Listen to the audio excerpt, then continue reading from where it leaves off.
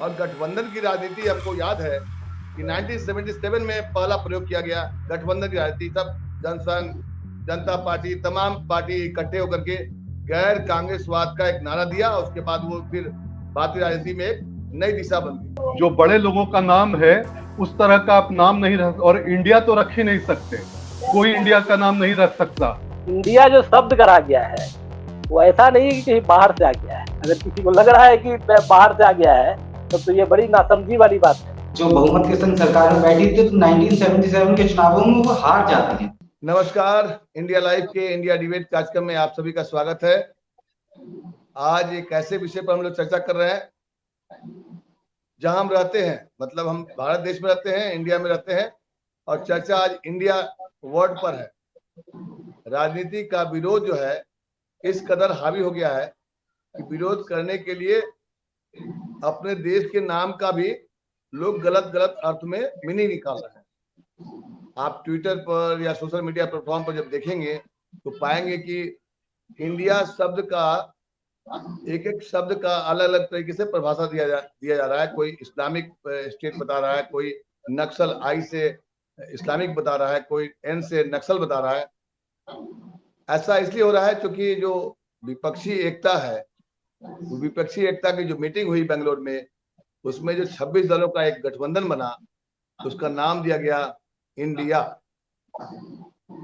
क्या इंडिया सबसे सत्ता में जो बैठी है बीजेपी की सरकार या मोदी सरकार, अमित शाह की जो जोड़ीदार पार्टी है बीजेपी, इतनी घबराहट हो गई है कि अब इंडिया शब्द पर ही विरोध किया जाएगा? पहले तो आप नेताओं का विरोध करते थे, अब इंडिया इंडिया क्यों आपने लिया? अगर आप देखें तो याद करिए, जब मोदी सरकार सत्ता में आई थी तो स्किल इंडिया, खेलो इंडिया, डेवलप इंडिया, माई इंडिया, पता नहीं कितने सारे इंडिया उन्होंने स्टार्ट किया। और सोशल मीडिया पे एक और वीडियो चल रहा है, vote for India, vote for India, और ये नारा दिया था खुद प्रधानमंत्री नरेंद्र मोदी जी। आज इसी मुद्दे पर हमारे साथ चर्चा करने के लिए वरिष्ठ पत्रकार पुष्कर सिन्हा जी जुड़े हुए हैं। पुष्कर जी, आपका स्वागत है। और संजय सिन्हा जी भी हमारे साथ जुड़े हुए हैं, अधिवक्ता हैं, हाई कोर्ट और सुप्रीम कोर्ट में प्रैक्टिस करते हैं, पत्रकारीय अनुभव है लंबा। और इंडिया लाइव से हमारे संजय भी सहयोगी जुड़े हुए हैं। आपका भी तीनों का स्वागत है। शुरुआत हम पुष्कर जी से करेंगे। पुष्कर जी, लोकतंत्र में सत्ता और विपक्ष तो होता ही है, आरोप प्रत्यारोप तो चलते रहते हैं, कोई नई बात है नहीं।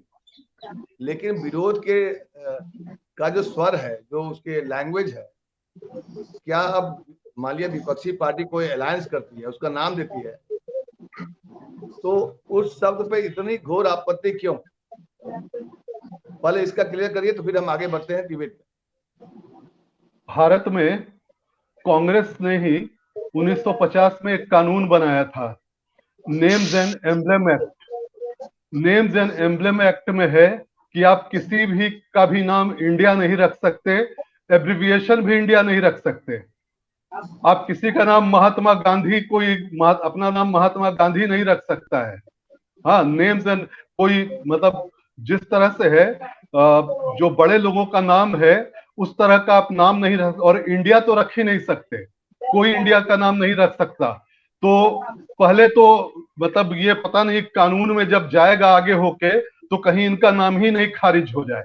हाँ, इंडिया जो है, इंडिया तो पहले नाम ही इन लोगों ने कॉन्स्टिट्यूशन के हिसाब से, मतलब मुझे लग रहा है कि गलत है। जब आगे कभी कोई एनडीए या कोई आम आदमी भी केस कर देगा तो इनका नाम हटाना पड़ेगा, इनको बदलना पड़ेगा। हाँ, नंबर 1 वो 1950 नेम्स एंड एम्ब्लेम एक्ट, उसके अनुसार हाँ किसी का नाम इंडिया नहीं रख सकते। दूसरी बात है कि ये तो वहीं जब इंडिया इन लोगों का बना, विपक्षों का अलायंस, वहीं से टूट शुरू हो गई। लालू यादव और नीतीश कुमार भाग चले वहां से पहले ही, बोले कि मेरा प्लेन छूट रहा है, और पता लगा कि जितने आए थे सब के सब जो है वो अपने प्राइवेट जेट से आए थे। लालू यादव और नीतीश कुमार भी प्राइवेट जेट से आए थे, तो वो प्राइवेट जेट छूट कैसे जाएगी? आप जब चाहेंगे तब जाएंगे, तो वो भागे क्यों? तो वहां पता लगा कि नीतीश कुमार को जो पटना में वो लगाया गया था सारा पोस्टर, सब में नीतीश कुमार एकदम बीच में थे। और यहाँ पर पोस्टर जो लगा, बीच में सोनिया गांधी, मल्लिकार्जुन खड़गे और राहुल गांधी, और नीतीश कुमार नीचे में कहीं छोटे से पड़े हुए थे। तो वहीं से इन लोगों में खटपट शुरू हो गई। और लालू यादव जो मंसूबा पाले हुए थे कि अगर गलती से नीतीश कुमार को इसका बना दिया जाता है संयोजक संयोजक बन जाएंगे तो वो एक राष्ट्रीय लेवल के हो जाएंगे, और मेरा बेटा जो है तेजस्वी बेटा मेरा बन जाएगा मुख्यमंत्री। नीतीश हट जाएंगे, वो सेंट्रल की राजनीति करने लगेंगे। तो अब नीतीश ही का यहाँ पत्ता कट गया है, तो लालू यादव भी नाराज हो गए, दोनों भाग चले वहां से। और उसके बाद दिल्ली आकर क्या होता है कि अब सारे अपने आप को इंडिया बोल रहे हैं। केजरीवाल जो है झंडा के साथ इंडिया लेके घूम रहे हैं। उधर राहुल गांधी जो है ट्वीट कर रहे हैं इंडिया इंडिया करके, मैं हूं इंडिया। तो मतलब पहले तो इनके अंदर ही, अभी भले चुनाव और इसके लिए नाम पर एक हुए हैं, अंदर से कोई एक नहीं है। मोदी जो है, मोदी जी का वैसे ही मतलब 540-42 में से 224 सीट पे एनडीए के पास 50% से ज्यादा पहले से ही परसेंटेज है। हर हाल में वो 224 सीट को जीतना ही है। बाकी गठबंधन सब जो नए उनके बने हैं वो सब लेके फिर वो 300-350 तक पहुंच जाएंगे। जो इस बार एनडीए में अकेले बीजेपी 303 है, और अकेले बीजेपी 303 और एनडीए 353 है 542 में। अगली बार भी 224 तो कंफर्म है, उसके बाद बाकी लेके यहाँ से 300-350 तक पहुंचेंगे। पुष्कर जी, इंडिया कोई पॉलिटिकल पार्टी का नाम नहीं है, पहले तो आपको यहाँ स्पष्ट कर दे। ये तो एक अलायंस है, गठबंधन का नाम है। तो इस पर आप गठबंधन का नाम है, मगर उनका गठबंधन का वो एब्रिविएशन रखा गया है, उसका 5 वर्ड जो है पता नहीं इंडियन नेशनल क्या क्या है, और उस पर भी हंगामा चला। डी से डेमोक्रेटिक है, डेवलपमेंटल है, उस पर भी झगड़ा चला वहां बहुत। पुष्कर जी, आपने जो बोला ना, दरअसल क्या है, ये तो अलायंस है। जैसे एनडीए है, नेशनल जो एनडीए है, यूपीए है, और अलायंस एक पॉलिटिकल पार्टी है। इस पर कोई कानून लागू नहीं होता है। पहले मैं क्लियर कर दूं, इसका नाम है Indian national developmental inclusive alliance. India उसको जोड़ा गया है, क्योंकि देखिए हाँ, ये इसको छोटे फॉर्म में INDIA ये इंडिया बोलते हैं ना, वो मना है कानूनन। अभी आप देखिए आगे केस अगर कोई करता है तो देखिए क्या होता है। इसमें कानून कहीं से आता नहीं है, लेकिन जो विरोध है, जो बीजेपी का विरोध है, जो उसके नेता लोग जो विरोध कर रहे हैं, या सोशल मीडिया पर जो वार चल रहा है, मतलब आप खाए मुर्ग मसलम अपनी तो बस राइस प्लेट है, गाने का बोल था कहीं पर किसी में, जैकी श्रॉफ ने। अरे भाई, एनडीए ने अपना नाम इंडिया नहीं रखा ना। आप ये बताइए कि आप कुछ भी चेंज कर दीजिए, आप नाम पर नाम चेंज कर दीजिए। अरे ये लोग बहुत चालाकी करने की कोशिश कर रहे थे, और चालाकी में खुद फंस गए हैं। क्या हुआ है, ये जान रहे हैं कि बीजेपी और एनडीए जो है उनका बेस जो है राष्ट्रवाद है, नेशन फर्स्ट। और ये लोग इस चक्कर में थे कि राष्ट्रवाद को चुनौती देंगे इंडिया बनाकर, क्योंकि इंडिया जो है वो एक तरह से राष्ट्रवाद का ही है। मतलब अपने आप को हम दिखाएंगे। तो ये जितने जुड़े हैं सब करप्शन में फंसे हुए हैं, सारे नकली मतलब इंडिया वाले हैं। ठीक है, सब नकली इंडिया वाले हैं। आपका पुष्कर जी का कहना है। संजय कुमार जी, संजय सिन्हा जी, आप बताइए, ये जो मामला चल रहा है इंडिया के नाम आने के बाद, इतनी बौखलाहट बीजेपी में क्यों है? इतनी बौखलाहट तो मैंने नहीं देखी। आप भी तो मैं ये कह रहा था कि ये प्रतीकों की लड़ाई है, और इंडिया जो शब्द करा गया है वो ऐसा नहीं है कि कहीं बाहर से आ गया है। अगर किसी को लग रहा है कि बाहर से आ गया है तो ये बड़ी नासमझी वाली बात है। और ये मिर्ची इसलिए लग रही है क्योंकि 38 दलों का, जो आदमी ये कहा करता था कल तक कि एक अकेला सब पर भारी, वो आदमी 38 का ऐलान करने को मजबूर है। विपक्ष पहले जब पटना में हुई बैठक तो उसमें 16 दल जुटे, अब जो है तो 28 दल जुटे। तो इनकी घबराहट ये है कि ये इनकी संख्या बढ़ रही है, और ये संख्या बढ़ने की सबसे बड़ी वजह है। और ये जो कहा जा रहा है कि नीतीश कुमार चले गए और लालू प्रसाद चले गए, आपने अगर पूरा प्रेस कॉन्फ्रेंस सुना होगा तो उसमें ये खड़गे साहब ये बोल रहे थे, कांग्रेस के जो अध्यक्ष थे, इन लोगों की ट्रेन थी और इसलिए वो जा रहे थे। और मीडिया में तो यहाँ तक प्लान करने की कोशिश की गई कि नीतीश कुमार उठ गए हैं, सुशील मोदी रोज पर रोज मतलब ट्विटर दिन भर डाले जा रहे थे कि नीतीश कुमार भाग गए, नीतीश कुमार उठ गए। नीतीश कुमार के लोगों ने बाद में इसमें खंडन आया उनका कि नहीं ऐसी कोई बात नहीं है, हम आगे बढ़ रहे हैं और हमारा इसमें कोई वो नहीं है। सवाल सबसे बड़ा ये है कि जो आप कल तक ये कह रहे थे कि सामने वाले लोग बड़ी संख्या में एक आदमी से लड़ने के लिए आ रहे हैं, वो खुद एक आदमी ऐसा है जो 38 लोगों का समूह बनाने के मतलब चल रहा है। और उस 38 में एक डाटा मैं बता रहा हूँ, 24 ऐसी पार्टियां हैं जिसका एक भी एमपी पार्लियामेंट में नहीं, 7 ऐसी पार्टियां हैं जिसका केवल एक एमपी है। तो उस 38 में 31 पार्टियां ऐसी हैं जिसमें केवल 7 एमपी। तो आप इसी से अनुमान लगा सकते हैं कि भय और घबराहट किस किस्म का है कि आप उन दलों के साथ भी समझौता करने जा रहे हैं जिनका कोई वजूद नहीं है, जिनका कोई पार्लियामेंट में रिप्रेजेंटेशन नहीं। तो इंडिया तो एक नाम है जिसपे आप कर रहे हैं अंग्रेजी और हिंदी। अगर आप सर बता रहे हैं कि जिस कानून की बात कर रहे हैं, लेकिन सारे कानून कॉन्स्टिट्यूशन ऑफ इंडिया से चलते हैं। कॉन्स्टिट्यूशन ऑफ इंडिया में लिखा हुआ है कि इंडिया दैट इज भारत, यही कहा गया उसमें। कॉन्स्टिट्यूशन में ये लिखा हुआ है, भारत शब्द का इस्तेमाल हुआ है बजाते। आप पढ़िएगा ठीक से तो उसमें लिखा हुआ है कि इंडिया दैट इज भारत, ये क्लियर किया हुआ है, इंडिया का मतलब भारत, ये कहा गया। ये आप अपने से आप व्याख्या करें। निशिकांत दुबे झारखंड के वो है, ये एमपी है, वो ट्विटर पे डाल रहे हैं कि ये बड़े बड़े धन्ना सेठों का लोग है, उनके बेटा खुद जो है तो लंदन में जाके पढ़ते हैं और लंदन में इन बैंक में नौकरी करते हैं, उनको शर्म नहीं आती सब बात कहने में। तो ये केवल प्रतीकों की लड़ाई है, और प्रतीकों की लड़ाई में हम इंडिया का कहें, जिसकी बड़ी जमात होगी, जिससे ज्यादा लोग जुड़ेंगे वही आएगा। जी संजय बिष्ट जी, ये पुष्कर जी को आपने सुना और संजय जी को सुना।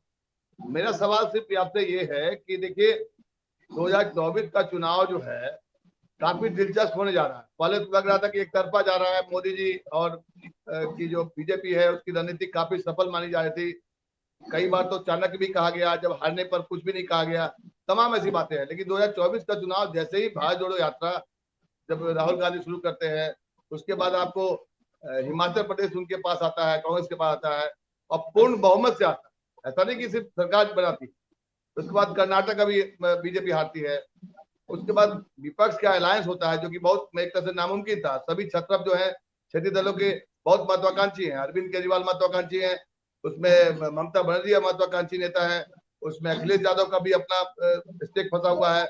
क्योंकि ऐसे में जब जहां एक धुर विरोधी पार्टियां एक मंच पर आ जाए, जाहिर सी बात है खतरा तो मोदी जी को लगेगा या बीजेपी को लग रहा हो।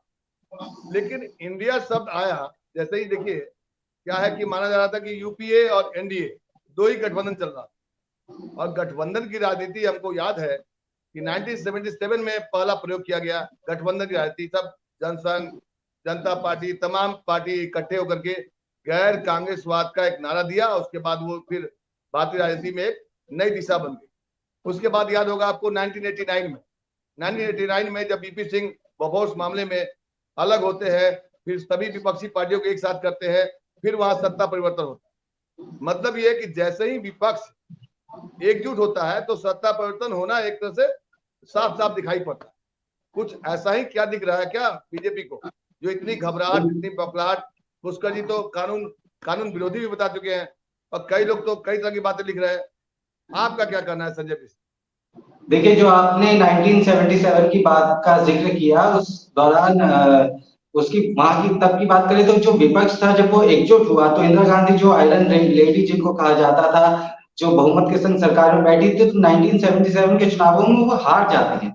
तो अगर विपक्ष इतना मजबूत है और खड़ा हो जाता है एक साथ, तो दो राय नहीं कि मोदी जी को हराना नामुमकिन होगा, हराया जा सकता है बहुत आसानी से। और जहां तक इंडिया के नाम का इस्तेमाल है, वो बेशक बहुत सोच समझ के किया गया है।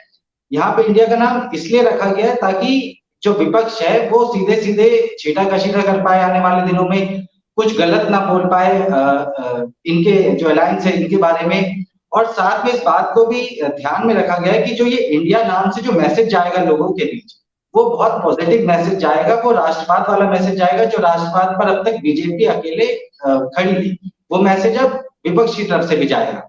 तो बहुत सोच समझ के इंडिया नाम दिया गया। हालांकि बीजेपी के जो नेता हैं वो इसको कह रहे हैं कि ये अंग्रेजों की निशानी है जो इंडिया शब्द है, वो अंग्रेजों की निशानी, गुलामी की निशानी है, इसका इस्तेमाल नहीं होना चाहिए था।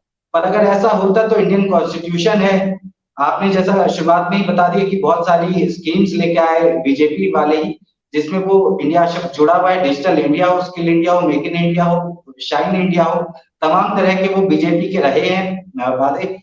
और इसके साथ ही जो आपने बताया कि प्रधानमंत्री मोदी जी मुंबई में एक भाषण दे रहे थे जिसमें वो कहते हैं कि vote for India, vote for BJP. तो इंडिया, ऐसा नहीं कि इंडिया शब्द जो है कांग्रेस ने अचानक, कांग्रेस या विपक्षी पार्टियों ने अचानक से इस्तेमाल किया, इसका इस्तेमाल होता आ रहा है। और बहुत जाहिर सी बात है, ये एक तरह की नई लहर पैदा करेगा विपक्षी पार्टियों में। और जब इंडिया शब्द जुड़ेगा तो इंडिया में, इंडिया शब्द के अंदर जितनी भी ये पार्टीज आ रही हैं, तो ऑटोमेटिकली पेट्रियोटिक फीलिंग उनके अंदर आएगी। वो बेशक वो सबकी विचारधाराएं अलग हो, सारे नेता जो है, जैसा कि अरविंद केजरीवाल अलग है, महत्वाकांक्षी नेता है, टीएमसी की ममता बनर्जी अलग है, उनका अलग रुतबा है, लेकिन जब इंडिया शब्द के संग ये जुड़ेंगे तो एक छाते के नीचे आराम से एकमत होकर खड़े होंगे और 2024 के चुनावों में मोदी और शाह और बीजेपी और एनडीए को चुनौती देने का काम करेंगे। अब कल की ही बात करते हैं तो कल दो चीजें बहुत मायने रखती हैं 18 तारीख में। वो ये कि पहला तो इनकी दूसरी बैठक थी विपक्षी पार्टियों की, जिसमें इंडिया नाम सजेस्ट किया गया। और दूसरा, जब यहाँ बैठक हो रही थी बेंगलुरु में, तो दिल्ली में भी एनडीए की बैठक थी जिसमें 38 दल इन्होंने बुलाए और शक्ति प्रदर्शन एक तरीके से देखा जा रहा था दोनों तरफ। लेकिन जैसे ही इंडिया नाम सजेस्ट हुआ और मल्लिकार्जुन खड़गे ने आकर स्टेज पे आकर प्रेस कॉन्फ्रेंस में ये बात बताई कि जो अलायंस है उसको इंडिया नाम दिया जाता है, कुछ ही देर बाद प्रधानमंत्री मोदी की भी प्रेस कॉन्फ्रेंस जो थी वो लाइव हो गई। वहां पर जो एनडीए है, एनडीए का पुराना नाम होता था नेशनल डेमोक्रेटिक अलायंस, लेकिन अब कल के बाद से जो नया नाम एनडीए ने अपने आप को सजेस्ट किया है वो क्या है?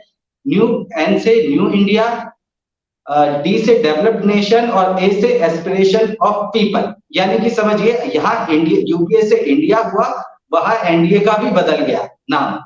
तो नाम की लड़ाई बिल्कुल चल रही है। और संजय जी बोल ही रहे थे कि ये जो प्रतीकों की लड़ाई है, प्रतीकों की लड़ाई हुआ, नजरिए की लड़ाई हुआ, जो आगे बढ़ जाएगा वही जीत जाएगा। तो देखने वाली बात होगी कि एक छत के नीचे, एक छाते के नीचे आकर जो विपक्षी पार्टी है वो कितनी देर तक साथ रहती है। अगर वो 2024 तक साथ चल गई तो मुश्किल तो बीजेपी के लिए खड़ी हो ही जाएगी। पुष्कर जी देखिए, नामकरण बदलने में, नाम फटाफट बदलने में बीजेपी माहिर मानी जाती है और नाम का सिक्का इसका खूब चलता है। तभी तो याद करिए आप, खेलो इंडिया, स्किल इंडिया, तमाम तरह के इंडिया शब्द उन्होंने लाए और उसको भूल गए। और उसी में से चुरा कर कांग्रेस ने उन्हीं के शब्द को अपने पाले कर लिया। और अब मान लिया कोई विपक्ष का उम्मीदवार इंडिया का उम्मीदवार कराए। अगर आप इंडिया के विरोध करेंगे तो मतलब कि आप पाकिस्तान जाना पड़ेगा आपको, ये भी हो सकता है। ट्विटर पे एक बहुत इंटरेस्टिंग बात है कि बीजेपी के आईटी सेल में मंथन चल रहा था कि इंडिया शब्द का कैसे विरोध किया जाए, तो विरोध नहीं हो पा रहा है उसका। दिक्कत ये है कि कुछ शब्द ऐसे होते हैं, जैसे मोदी जी बोले थे कि अच्छे दिन आएंगे। ज्ञानेश जी, एक छोटी सी बात यहाँ पे, इंडिया शब्द का विरोध करने के लिए ले आए वो भारत ले आया है। अब इंडिया वर्सेस भारत होगा 2024 में। क्या पुष्कर जी, क्या इंडिया वर्सेस भारत होगा या क्या होगा, बताइए। इसमें यह भी है कि पूछा जा रहा है कि आप INDIA जो है इंग्लिश में 5 ले आए, क्या हिंदी में भी उसका कुछ है? देश का नाम तो इंडिया का भारत आप लोग सब ने भी कहा और कॉन्स्टिट्यूशन में भी है, इंडिया डेट इज भारत। हाँ, मगर इन लोगों का सब अंग्रेजी बुद्धि वाले हैं, जो विदेश से जो गुलामी के प्रतीक सब थे वही सब लोग हैं। ऐसा लाए हैं जो केवल अंग्रेजी में है, उसका हिंदी में कुछ है ही नहीं नाम। तो पहले तो यहां भी वो मार खा रहे हैं। और इसमें जुटे कौन हैं? जो लोग भी जुटे हैं, जैसे ममता बनर्जी के साथ ये CPM के सीताराम येचुरी ने तो पहले ही कह दिया हम ममता बनर्जी के साथ नहीं आ सकते। इसमें ऐसी पार्टियां हैं, अभी नया है, अभी सब खूब ये करेंगे। आप नवंबर दिसंबर तक देखिए, जैसे जैसे सबका ये टूटेगा, संयोजक में किसी एक का नाम हो जाएगा, तो जो प्रधानमंत्री कैंडिडेट वाले लोग हैं वो सब साइड हो जाएंगे, इसमें से सब अलग हो जाएंगे, वो सब अपना अपना छाता लेके अलग पहुंच जाएंगे झंडा लेकर। उसके अलावा कम से कम 15-20% वाले ऐसे लोग हैं जो कि न एनडीए में हैं और न यूपीए में हैं। नवीन पटनायक हो गए, वो ओवैसी हो गए, अकाली दल है उधर, अकाली दल एनडीए के साथ है, अकाली दल एनडीए के साथ ही हो गया जो अभी साथ आया नहीं है। एक ताजा भीड़ ग्रुप आया है, ताजा डेवलपमेंट यही है कि एनडीए बादल ग्रुप अभी पूरे इससे नहीं आया है। अभी बादल ग्रुप पूरे मतलब ऑफिशियली। ये बताइए पुष्कर जी ऐसी नौबत क्यों आई, एक अकेला सब पर भारी। और जैसे बंगलोर में बैठक होती है तुरंत आप 38 दलों को ले आते हैं। याद करिए चिराग पासवान को आपने सड़क पर बैठा दिया था, चाचा को ले आए थे मंत्रिमंडल में, 5 सांसद तोड़ लिया। अब चिराग पासवान न घर के रहे न घाट के, क्योंकि उस वक्त मजबूरी थी बीजेपी की कि वो नीतीश कुमार के साथ थे। अब नीतीश कुमार उधर चले गए हैं, तब चिराग पासवान अकेला चाचा भतीजा। अब बताइए, कल जिस तरह से गले लगा रहे हैं चिराग पासवान को, बिहार की राजनीति में चिराग पासवान का क्या रोल है आप भी जानते हैं, देश भी जानता है कि वो क्या कर लेंगे वो उनके एनडीए के कुनबे में आने से। जाइए बताइए दूसरी बात, अचानक पहले इसका जवाब ले लीजिए, पहले इसका जवाब ले लीजिए फिर दूसरा पूछिएगा। हाँ, अभी हम लोगों ने हिमाचल में देखा, बीजेपी और कांग्रेस दोनों को लगभग 34% वोट आया। कुछ मतलब पॉइंट का कुछ का अंतर था, और कांग्रेस के पास इतने विधायक हो गए कि उसने सरकार बना लिया। अब एनडीए के बिहार के अलायंस जो नया अभी बना है सब, उससे आपको मैं बताता हूं हाँ कैसे परसेंटेज का चक्कर होता है। हर परसेंट पे आपका ये आपके विधायक बढ़ते हैं, आपका वोट जब बढ़ता है। बिहार में क्या हुआ, तो 20% करीब दलित वोट है। बीजेपी किसको साथ लेकर आई है सबसे पहले चिराग पासवान को परसों लेकर आ गई साथ। चिराग पासवान के साथ 6% पासवान और बाकी वोट सब है। दूसरा किसको लेकर आई, हिंदुस्तान अवाम मोर्चा हम के जीतन राम मांझी को। अब जीतन राम मांझी को ये सब अगर मिला देते हैं तो 20% के करीब केवल इनका वोट आ जाता है, और बीजेपी का अपना है वो तो है ही। तो ये सारा खेल परसेंटेज अपना बढ़ाने का है। तो पहले भी बीजेपी अकेले तो नहीं लड़ी थी, सब चाचा आएंगे। चाचा क्या होगा, भतीजा को ले लिया है तो चाचा के पास 5 सांसद है, चाचा कहाँ जाएंगे उनके? चाचा भतीजा में बीजेपी दोस्ती करवाएगी। पशुपति कुमार पारस जो हैं उनमें और चिराग में दोस्ती करवाई जाएगी। परसेंटेज की जो आप बात कर रहे हैं ना, तो पिछला दिल्ली विधानसभा के 2 चुनावों पे गौर कीजिए, बीजेपी का परसेंटेज इंटैक्ट रहा, लेकिन विधायकों की संख्या देख लीजिए कितनी है। तो केवल परसेंटेज पे आप मत जाइए, मामला किस तरीके से अमलकमेशन होगा।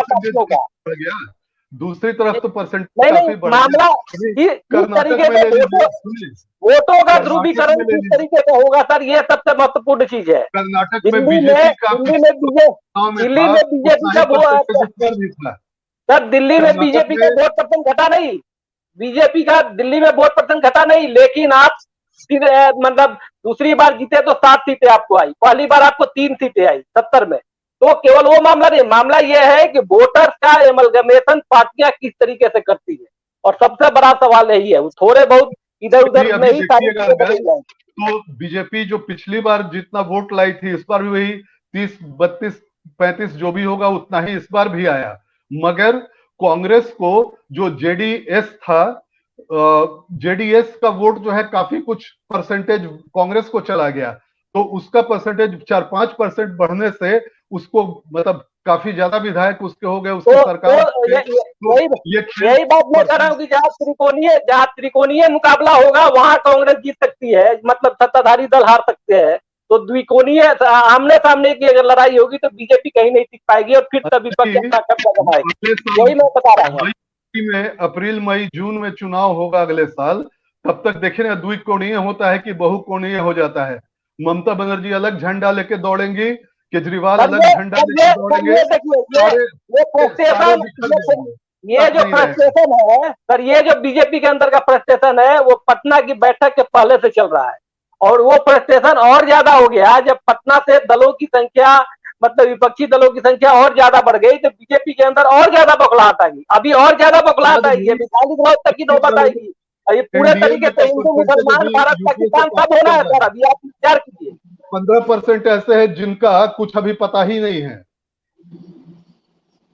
देखिए, जब जब जब पटना में बैठक हुई थी, जब पटना में बैठक हुई थी तो उस बैठक के बाद दो झटके लगे थे विपक्षी एकजुटता को। सबसे पहला तो ये लगा था कि अरविंद केजरीवाल उस बैठक को छोड़कर आ गए थे, ठीक है। उसके बाद फिर एनसीपी जो है वो टूट गई, तो दो झटके तो लगे थे। कहा यह जा रहा था कि भाई अब विपक्षी खेमा जो है वो गड़बड़ा गया है, उस टाइम ये हवा चली थी। लेकिन जो बैठक 16 दलों की थी, वो जब दूसरी बैठक होती है तो वहां पर 26 दल हो जाते हैं। तो कुल मिलाकर जो बीजेपी की तरफ से ये बोला जा रहा था या खबरों में ये आ रहा था कि विपक्षी एकता खंड खंड हो गई है, वो खंड खंड होने की जगह पता चला थोड़ी और बढ़ गई है। तो ऐसा ना हो कि आने वाले समय में ये पहाड़ बन जाए। ये सर ऊपर से एक बात, देखने में लग रहा है। सर एक एक मिनट बात एक और है, मिनट सर एक बात और है, एक सवाल और है। ये आप 2014 से ये सरकार है, अभी तक अभी 2014 से लेकर पिछले हफ्ते के पहले तक कभी आपने सुना कि भारत में एनडीए की सरकार है? आप ये बता दीजिए कि पिछली एनडीए बैठक कब हुई? जब ये विपक्षी दलों की बैठक हुई तभी एनडीए को सामने लाया गया कि आपके पास भी कई लोग हैं तो हमारे पास भी कई लोग हैं, हाँ, एक अकेला सब एनडीए पे की भारी, ये बैठक सब पर मतलब आपको नेगेटिव पेश गलतफहमी किया है। गया। तो आप बता हर दीजिए साल कि एनडीए पिछली की एनडीए बैठक की बैठक कब हुई थी? हर साल हुई है, और हर साल कई बार दो दो बार भी हुई है। मैं नहीं डेट नहीं अभी नहीं पुष्कर बता जी, सकता, एक बार देख लीजिए। नहीं, पुष्कर हर जी, बार हुई है, हर साल हुई है बैठक। हाँ, इस नहीं बार नहीं, चूंकि इसके साथ हुई तो हल्ला हो गया। और पहले मैं वो केजरीवाल वाला जवाब दे दूं संजय जी का। संजय जी बोल रहे थे कि पिछली बैठक में केजरीवाल जो हैं, और इस बार मतलब ज्यादा बढ़ गया उनका कुनबा।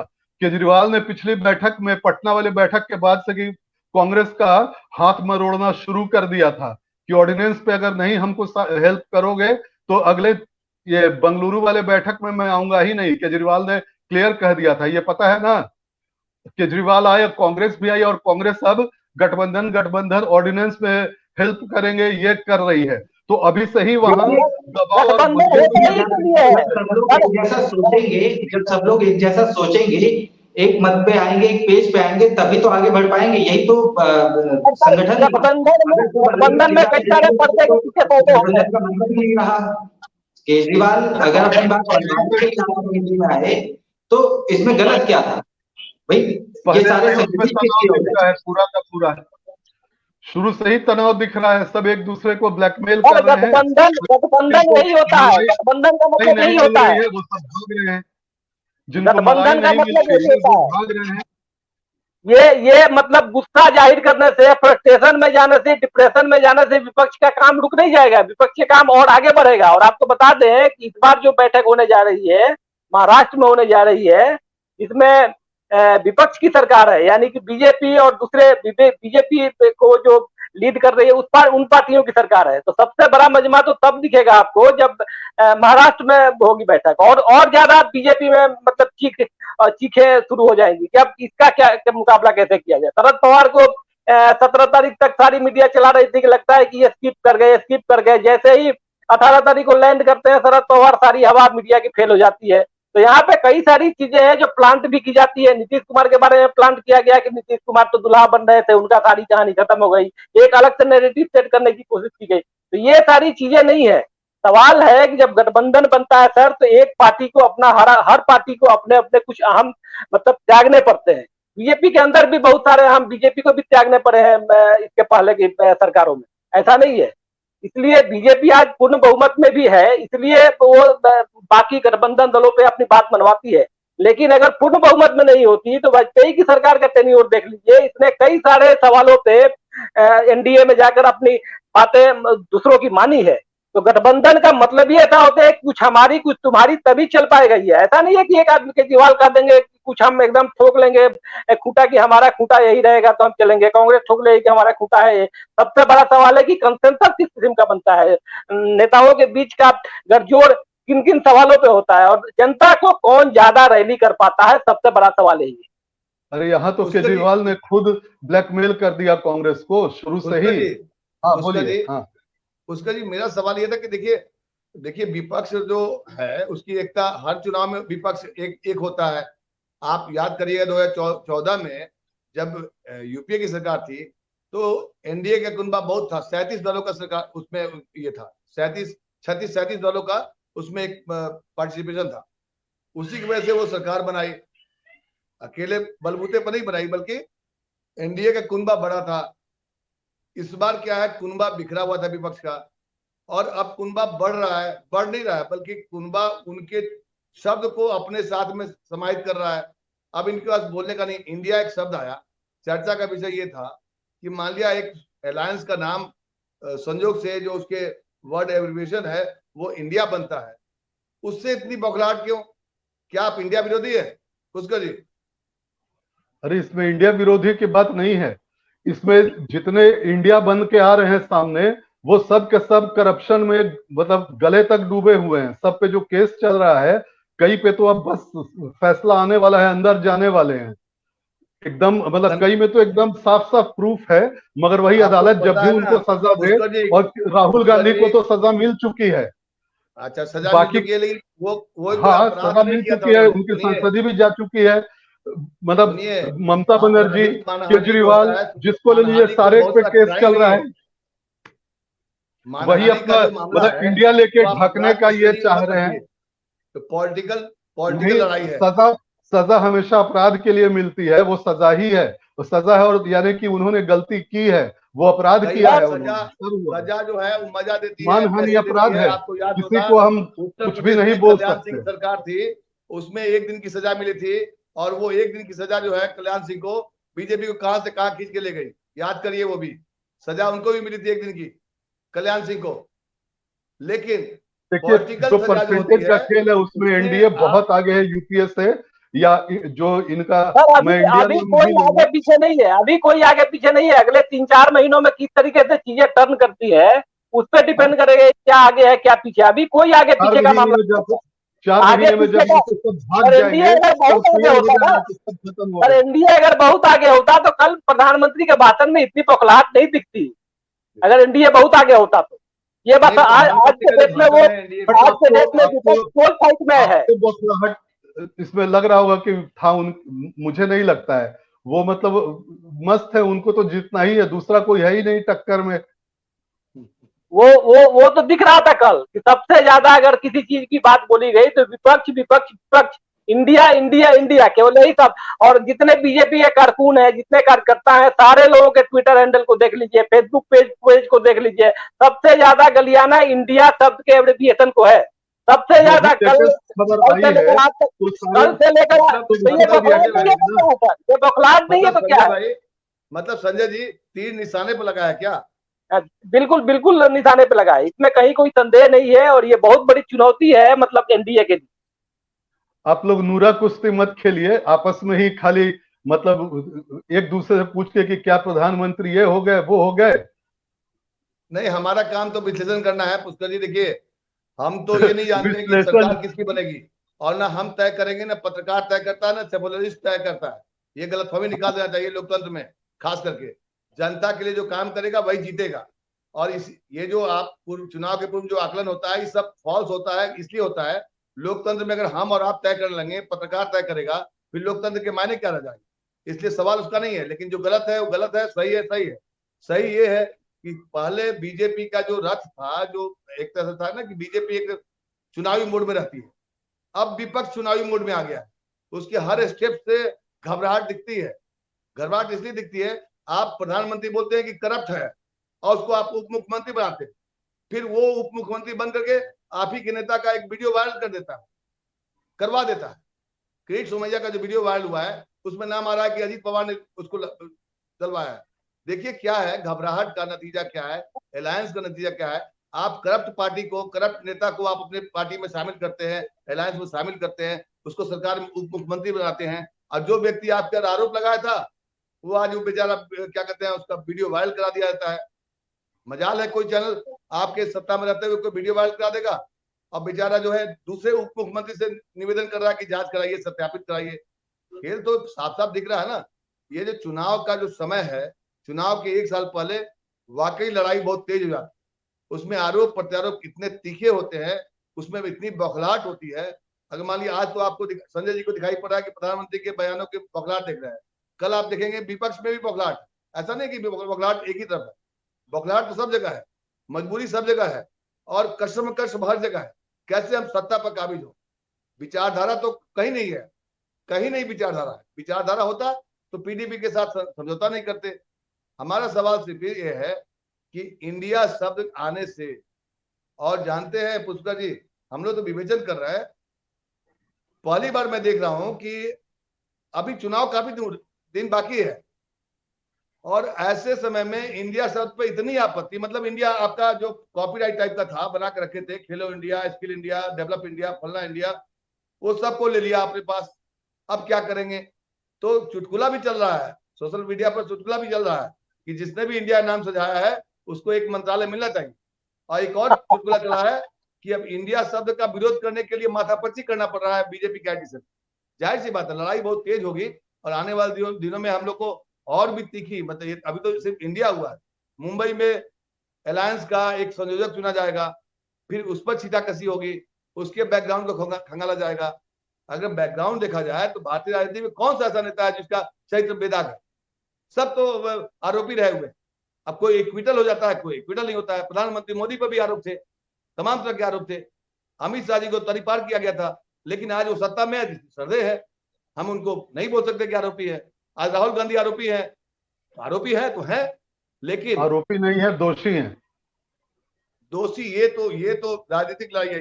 इस सोचिए, नहीं, एक दोषी अदालत व्यक्ति, से हुआ है भाई, राजनीतिक लड़ाई नहीं है। ठीक है चलिए, नहीं ये तो देखिए, चलिए मैं मानता हूं कि अदालत से हुआ है, लेकिन एक सर दोषी अदालत में अभी व्यक्ति, मामला लंबित है, अभी सुप्रीम फैसला नहीं हुआ है, इसलिए तो उसको मानिए कि अभी सब दो कुछ सही जगह है। हो गया ना, सूरत एक दोषी निचली अदालत और गुजरात हाई कोर्ट से तो हो गया ना 2 साल की चलिए, सजा। एक सुप्रीम कोर्ट दोषी से व्यक्ति बाकी है। आपको इतनी बौखलाहट दे किसका रहा है कि भाई अलायंस सर कर रहा किसका है, किसका और शीतलवाट को आपने बिहार है। किसका शीतलवाट को आपने अरेस्ट करवाया?